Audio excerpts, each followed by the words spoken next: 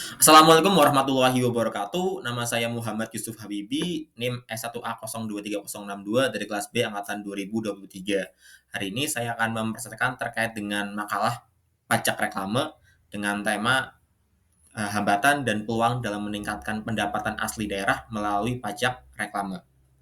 Oke, kita mulai dari latar belakang terlebih dahulu. Tentu kalau kita jalan-jalan ke jalan raya ataupun ke tempat umum, kita akan lihat banget bagaimana reklama ini bertebaran di mana-mana. Jadi itu sebenarnya menjadi peluang juga untuk kita bisa meningkatkan pendapatan asli daerah. Namun tentu akan ada banyak sekali reklame-reklame ilegal. Contoh saja, saya mengambil contoh di Kota Bandung, ada 600 unit reklame yang ilegal. Tentu menjadi sangat disayangkan karena itu tidak menjadi pemasukan PAD Kota Bandung sendiri.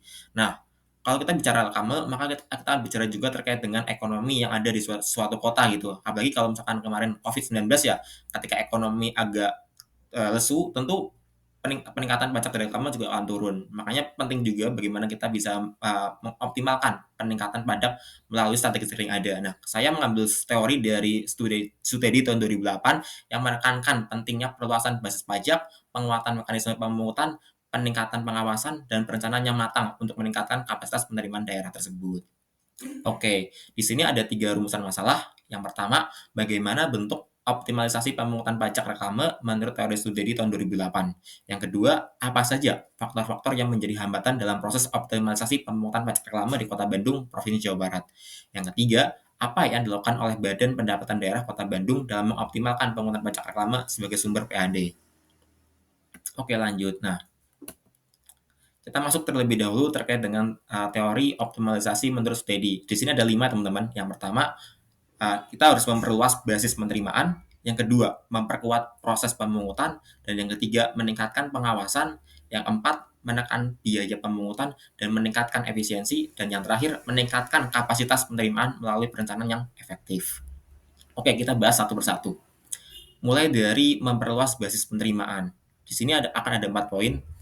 Untuk lebih detailnya, poin pertama, kita juga harus mengidentifikasi pembayar pajak baru gitu. Karena ini akan menjadi potensi optimal ketika kita benar-benar bisa memetakan orang-orang yang sebagai subjek pajak baru begitu. Terus selanjutnya yaitu memperbaiki penilaian pajak. Nah, ini menjadi sebuah hal yang penting untuk kita bisa benar-benar paham loh bagaimana sih mekanisme ketika di lapangan. Yang ketiga, memperbaiki basis data. Aku rasa sebagai pemerintah juga harus memperoleh basis data untuk memastikan data lapangan sesuai dengan data yang dimiliki. Langkah ini penting untuk mencegah hilangnya potensi pendapatan akibat data yang tidak akurat dan ketinggalan zaman. Dan yang terakhir, menghitung kapasitas penerimaan. Identifikasi wajib pajak juga dilakukan untuk mendata piutang dan tunggakan pajak gitu. Jadi kan sangat mungkin ya orang-orang subjek pajak mungkin di periode sebelumnya belum membayar, nah makanya kita juga harus memetakan hal tersebut. Oke, masuk ke poin yang kedua, memperkuat proses pemungutan. Ada 2 poin juga, meningkatkan kepatuhan wajib pajak, dan yang kedua meningkatkan kualitas sumber daya manusia. Nah, yang poin pertama terlebih dahulu, kan masyarakat belum tentu paham dan awareness ya terkait dengan pajak reklame itu sendiri.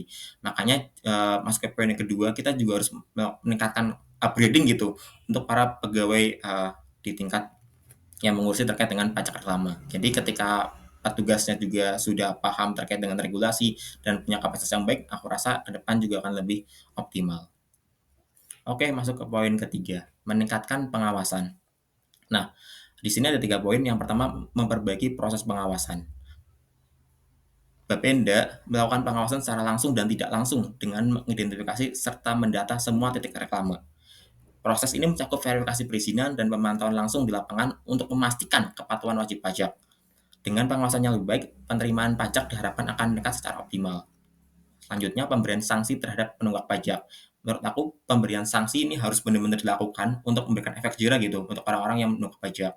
Nah, yang terakhir kita juga harus peningkatan pelayanan gitu, karena yang namanya pemerintah ya, kita harus menjadi pelayan masyarakat. Nah, poin keempat ini penting banget, bagaimana kita bisa menekan biaya pemungutan dan meningkatkan efisiensi. Yang pertama, memperbaiki prosedur administrasi pajak itu. Kalau bisa, birokrasinya jangan terlalu ribet. Agar apa? Agar masyarakat juga nggak terlalu jenuh gitu. Yang kedua, meningkatkan efisiensi pemungutan. Jadi jangan sampai ketika kita sudah mendapatkan uang hasil pajak, tapi kita juga mengeluarkan uang yang cukup banyak itu untuk masalah teknis pemungutannya. Nah, yang kelima, meningkatkan kapasitas penerimaan melalui perencanaan yang efektif. Indikator terakhir pada teori optimalisasi menurut Sutedi tahun 2008 adalah meningkatkan kapasitas melalui perencanaan yang lebih baik dengan cara meningkatkan koordinasi dengan instansi terkait. Pemungutan pajak reklame di Kota Bandung melalui perencanaan yang lebih baik sudah berjalan dengan optimal. Hal ini dapat terjadi karena adanya sinergitas antara Bapenda dengan instansi lainnya, yakni DPM PTST Kota Bandung dan Satpol PP Kota Bandung. Nah, masuk ke permasalahan yang kedua, apa aja sih hambatan-hambatan dalam proses optimalisasi pemungutan pajak tersebut? Yang pertama, rendahnya kesadaran wajib pajak. Ini erat kaitannya dengan bagaimana masyarakat mungkin belum tahu ya regulasi-regulasi apa aja yang ada di Indonesia saat ini. Terutama ketika kemarin ada regulasi yang baru ya, Undang-Undang Nomor 1 Tahun 2002 tentang hubungan keuangan antara pemerintah pusat dan pemerintah daerah gitu. Jadi aku rasa kita juga harus tahu nih mengedukasi masyarakat bagaimana bahwasanya terkait pajak ini benar-benar aturannya cukup banyak dan kita harus benar-benar paham terkait hal tersebut. Nah, yang masuk yang kedua, pendataan objek pajak reklame belum lengkap. Data yang tidak akurat dan tidak lengkap menjadi kendala besar. Banyak objek pajak reklame yang tidak terdata atau datanya tidak terperbarui. Akibatnya, potensi pajak dari reklame tersebut tidak dapat dipungut secara maksimal. Bapenda kehilangan kesempatan untuk mengumpulkan pendapatan dari objek pajak yang seharusnya terdaftar, sehingga penerimaan pajak reklame menjadi tidak optimal.